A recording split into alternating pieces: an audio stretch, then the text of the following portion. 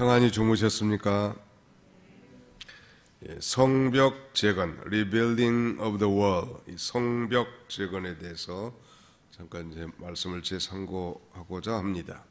성벽 재건, 성벽이라는 것은 성을 보호하기 위해서 그 둘레에 담을 쌓는 일이죠. 그리고 그 담이 견고해야 그 성을 보호할 수 있고, 특별히 예루살렘 성이라고 한다면 성전이 있단 말이에요. 그러니까 하나님의 교회, 하나님의 성전을 보호하는 중요한 역할을 하는 것이고, 영적으로는 성벽 재건은 우리 신앙생활에 비유할 수 있다고 말씀드렸습니다.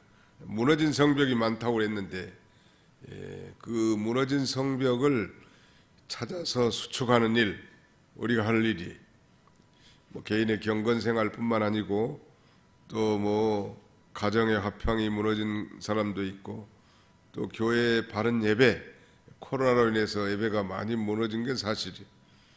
온라인 예배로 드린다고 하지만 온전치 못하단 말. 예배가 무너진 그런 시대가 됐고, 또 이 나라의 경제나 정치도 무너진 그런 시대가 됐는데, 성벽 재건은 그런 의미에서 우리 신앙생활에 비유할 수 있다고 할 수 있겠습니다. 바로 이 성벽 재건을 주도한 인물이 느헤미야인데요. 느헤미야는 말씀드린 대로 바사의 왕궁에서 술 맡은 관원장이었다고 했습니다. 페르시아 왕의 식탁에 올리는 술을 담당했던 사람인데 이 일을 나섰단 말.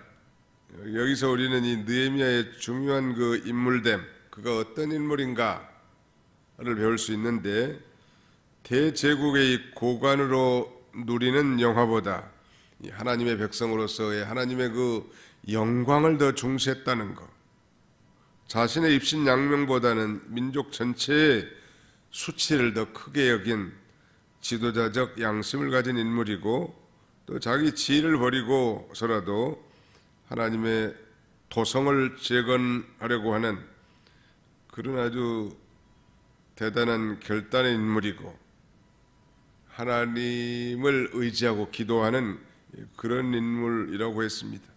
편안한 자리 다 벅차고 정말 하나님이 기뻐하신 일, 하나님이 근심하는 일, 이걸 찾아서 앞장서서 나가는 것입니다.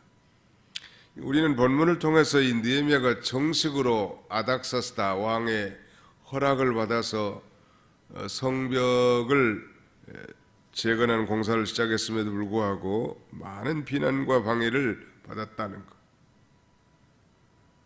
그래도 중단하지 않고 일하면서 싸우고 싸우면서 일하고 이런 또 주야로 아주 힘써서 이 성벽을 쌓아서 무려 52일 만에 역사적인 이 성 건축, 성벽 재건을 완성했다고 했습니다. 시간 관계상 다 살펴볼 수는 없지만 요점만 말씀드린다면, 이 성벽을 건축하는 데 어떤 어려움이 있었는가?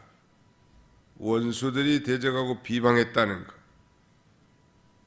특별히 그 중심에는 사마리아의 감독, 총독 이 산발랏과 암몬 사람 도비아가 그 방해와 대적의 중심 인물이었다는 것.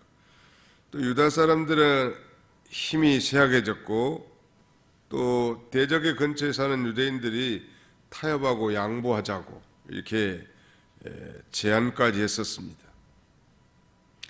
우리가 이 믿음을 다시 세우는 일, 무너진 성벽을 건축하는 일에도 이렇게 대적하고 비방하는 일이 있을 수 있고, 우리도 연약해질 수 있다는 걸 알아야 합니다. 그러나 이 대적들이 방해할 때 느헤미야가 어떻게 했는가? 여기 요절이라고 그랬죠. 9절 같이 한번 읽읍시다. 요절. 느헤미야 제4장 9절 시작. 우리가 우리 하나님께 기도하며 그들로 말미암아 파수꾼을 두어 주야로 방비하는데, 이 대적들이 방해할 때 느헤미야는 어떻게 했는가? 하나님 앞에 기도하고 원수를 하나님께 맡기고 방비하면서 계속 건축하는 거예요. 이 믿는 일 하다 보면 뭐 모두가 쌍수를 들고 환영하는 것이 아닙니다. 참으로 경건하게 살고 믿음으로 살려고 하면 이 세상과 생리에 맞지 않기 때문에 자기들과 같이 술도 마셔주고 같이 적당하게 죄도 범하고 얼싸들싸 살면 누가 비판하는 사람이 없겠지만, 오늘 갑자기 그렇게 살던 사람이 술도 안 마시고 담배도 안 피우고 자기들하고 대화도 안 하고 뭐 교회만 간다고 그러지, 그러면 뭐 핍박이 있을 수밖에 없어요. 그 비방과 조롱은 각오하고 나가는 거예요. 그리고 강하고 담대하게, 극강담대하게 나가는 거예요. 이를 위해서 우리가 하나님 앞에 기도하고, 우리의 힘으로 할 수 없으니까 그 원수들은 다 하나님께 맡기고 방비하면서 건축하는, 방비. 건축과 방비가 쌍벽을 이루는 거예요. 교회도 말씀드린 것처럼 신령한 진리를 가르쳐서 양들을 살찌게 하는 일도 중요하지만, 이단들, 비진리 세력들을 잘 방비하는 일 중요합니다. 개인도 마찬가지. 늘 하나님의 말씀을 잘 배우고 먹고 양식 삼는 것도 중요하지만, 또 미혹하는 세력에게 넘어가지 않도록 방비하는 것 중요합니다. 어떻게 성을 건축할 때 방비했는가? 절반은 건축하고 절반은 무기를 두고 방비하는 거예요. 옛날에 우리 향토 예비군가에 보면 아주 뭐 어제 용사들이 다시 뭉쳤다 그렇게 시작하는데, 티끌 모아 뭐 이렇게 시작하는데, 아무튼 일하면서 싸우자는 내용이었죠. 그 향토 예비군이 조직된 배경은 1969년 1월 21일 김신조 일당 약 30명이 이 급파돼 가지고 청와대를 부수려고 내렸다가 다 사살되고 이제 또 북으로 도망가기도 하고, 김신조는 생포된 사건인데, 그 이후에 그 예비군이 창설된 거예요. 예비군들은 다 일하고 자기 직업 있는 자업 있는 사람들 아니에요. 그러나 일하다가도 그때는 예비군 모임이 철두철미했는데, 요새는 좀 그야말로 어영부영하는 느낌이 좀 들어요. 그래서 김일성이 제일 무서워했다는 거 아니에요, 예비군을. 100만이 넘는 예비군들이 오면 우리도 뭐 당할 수 없겠구나. 아무튼 일하면서 싸운다는, 우리가 이 믿음을 지키고 신앙생활 하면서도 우리를 대적하는 원수들과 또 진리를 배격하는 배교 사상, 그 다음에 이단 사상, 이런 것들과 싸워야 합니다. 양 99마리가 이리 한 마리를 못 이긴다는 말이 있단 말이에요. 양들이 특징이 어리석은 것인데 교묘한 그 이리가 와도 다 넘어가게 돼 있습니다. 그러니까 항상 깨어서 방비하고 대적해 나가야 된다는. 또 건축하는 자는 칼을 차고 일했습니다. 그러니까 절반은 건축하고 절반은 무기를 가지고 비방했지만, 심지어 건축하는 자는 칼을 차고 일했고, 또 마지막 절에 보면 잘 때도 옷을 벗지 않았다고 그랬죠. 마지막 절에 나나 내 형제들이나 정자들이나 나를 따라 파수하는 사람들이 우리가 다 우리의 옷을 벗지 아니하였으며 물을 기르러 갈 때에도 각각 병기를 잡았느니라. 넥타이를 차고 자는 목사, 그런 책이 있는데, 목사님들이 뭐 넥타이를 뭐 차고 싶어서야 차겠습니까? 직분상 그냥 대충 뭐 캐주얼하게 나올 수 없기 때문에 늘 넥타이를 차는데, 뭐 저녁에도 예배 인도하고 뭐 새벽에도 인도하고 신방 가서도 인도할 때마다 차다 보면 피곤해서 뭐 넥타이 차고 잘 수도 있단 말. 여기 보니까 우리가 다 우리의 옷을 벗지 아니하여서 물을 기러 갈 때도 각각 병기를 잡았네. 물을 기러 갈 때도 무기, 병기를 잡았다네. 여기서 우리가 배울 수 있는 중요한 교훈이 있다면, 요절 9절에서 어려운 일을 인생이 만났을 때 하나님 앞에 기도하고 하나님을 의지하라는 것.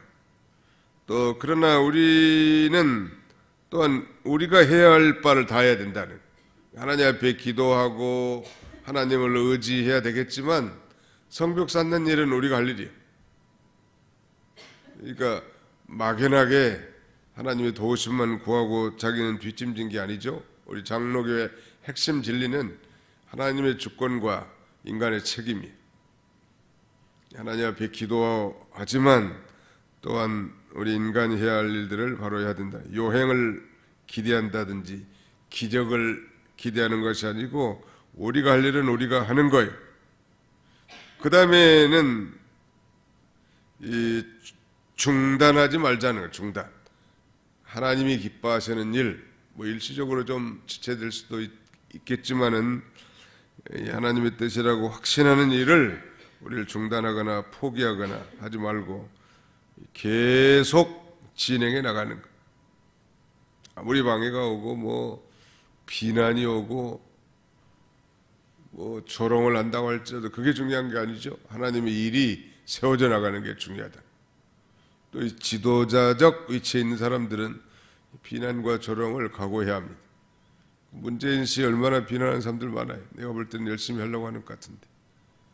물론 뭐 신앙과는 신앙적 원리대로 한다고 말하는 건 아니지만 지도자는 비난의 표적이 언제나 뭐 존경을 받는 것 같고 대우를 받는 것 같고 뭐 괜찮은 것 같지만 언제나 지도자가 되기를 원한다면 비난을 각오하고 그러면서 영적 지도자라면 하나님의 뜻을 굽히지 않고 굴하지 않고 계속 세워나가는 그게 지도자가 가야 할 길이고 특별히 영적인 지도자의 험악한 인생길이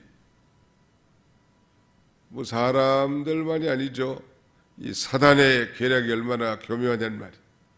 또 사단의 사주를 받은 이 사람들의 이 비방과 조롱 이루 말할 수 없는 주여! 하고 하나님 앞에 기도하고 믿음으로 나가는 거예요. 비난이 아무리 뭐 있고 조롱이 있다고 낙심하거나 주저하거나 뭐 성벽 쌓는 걸 관두거나 기도에 손이 내려거나 그래서는 안 된다는 거예요. 우리가 연약하고 다 허물이 많고 부족하지만 믿습니다! 하고 하나님의 주권을 믿고 자기 할 일을 계속해 나가면 하나님이 그 일을 성취되게 하는 거예요. 느헤미야는 오늘 이 시대의 좋은 리더십의 표본이에요. 입신양명에 굴하지 아니하고 거기에 머무르지 아니하고 정말 하나님이 기뻐하시는 일을 위해서 한 몸 던지는 거 아닙니까? 희생하는 거예요. 뭐 존경받으려고 한 게 아닙니다. 대접받으려고 나선 것도 아니에요. 아니 대접받으려면 아닥사스다 왕 밑에서 뭐 술 맡은 간원장으로 그 입주하기 위해 고생길 나섰겠습니까? 이 길은 이 고난의 길이 분명하단 말. 뭐 꼭 영적 지도자들뿐만 아니라 우리 모든 성도들 인생도 마찬가지일 것입니다. 이 믿음의 길은 고난이 배태되어 있는 길이고 주님을 따라가는 길이에요. 그러나 그 고난 가운데서 우리 하나님이 함께 하심으로 넉넉하게 그 고난을 이길 수 있고 기쁨으로 감당할 수 있게 해준다. 이게 또 신앙이에요. 우리 무너진 우리 삶 가운데 신앙생활 가운데 무너진 성벽이 어디쯤인가 무너진 성벽을 다 수축하고 바로 세워나가는 우리 모든 성도님들이 다 되시기를 축원합니다. 거룩하신 하나님 감사합니다. 한 주간 동안도 주의 은혜의 나리 아래 품어주셨다가 오늘도 이렇게 주의 전에 나와 새벽부터 기도함으로 하루를 시작할 수 있도록 해주심을 감사합니다. 우리는 약하나 주님은 강하시오며 우리는 할 수 없으나 주님은 모든 것을 할 수 있는 전능하신 하나님이시오니 오늘도 저 십자가를 바라보고 우리를 향해 베풀어 주신 놀라운 사랑을 기억하고 다시 벌떡 일어서는 이 한 주간이 되도록 우리 하나님이 함께 해주시기를 간절히 바라옵고 원합니다. 자비로우신 아버지 하나님, 우리 인생길, 우리 가정의 여러 가지 환경, 우리의 인생 진로에 많은 어려움과 고난이 있지만 느헤미야처럼 하나님 앞에 기도하고 하나님을 의지하며 또 자신이 할 일은 솔선하고 희생하면서 해나가는 이 모습을 보면서 우리도 때로 낙심이 되고 좌절되고 넘어지기도 잘하지만은 우리 주님을 의지하고 다시 일어서서 여전히 기도하고 하나님을 의지하며 맡겨진 모든 영육간의 사명들을 잘 감당할 수 있는 저희가 되게 하여 주시옵소서. 예수님의 이름으로 기도하옵나이다. 아멘.